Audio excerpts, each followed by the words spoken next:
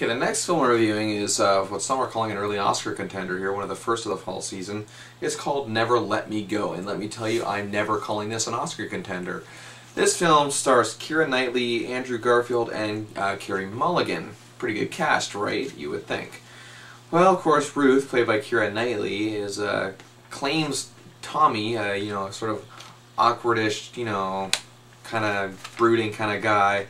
And he's, of course, Andrew Garfield's character, as teenagers, who Carey Mulligan's character of Kathy has deeply loved. Years later, things have changed, and the relationship between Tommy and Ruth is kind of eh. And this movie tries to be a modern love tragedy with a modern Shakespearean over/undertone, whatever it's trying to achieve. I really couldn't figure it out. But it really just falls flat on its face, kind of like an awkward scene in a Shakespeare comedy.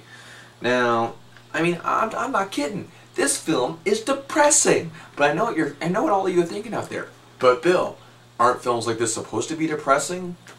No, not in that sense anyway. It's not supposed to be depressing for the sake of being depressing. This film makes Romeo and Juliet look like The Hangover by comparison. I am not kidding.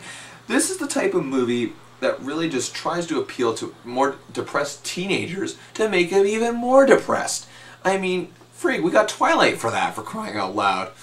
Oh god, okay, that was just a way to bash Twilight, so forgive me, but either way, no, this is the type of film that really, I just wish could have had some elements of sweetness to it. Romeo and Juliet, that's the big difference. That movie, be it the modern one with DiCaprio and Claire Danes, or the one with Olivia Hussey back in the 60s, that was a movie where the love between the two characters was sweet. It was, yes, the overall movie is a love tragedy, but the togetherness of Romeo and Juliet's characters, the bond of passion that they had for one another, and my gosh, I'm sounding really cheesy right now, but either way, just get my point.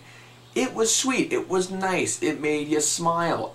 This movie does none of that. Even the love scenes in this film have just this weird dejection amongst what it should be, what it shouldn't be. Why is it that it feels unnecessary to do that? Even when these characters are smiling, I find that it's almost like you gotta put fish hooks in Keira Knightley's mouth, for crying out loud. And I like Keira Knightley, I like Carey Mulligan, and Andrew Garfield's not a bad actor either.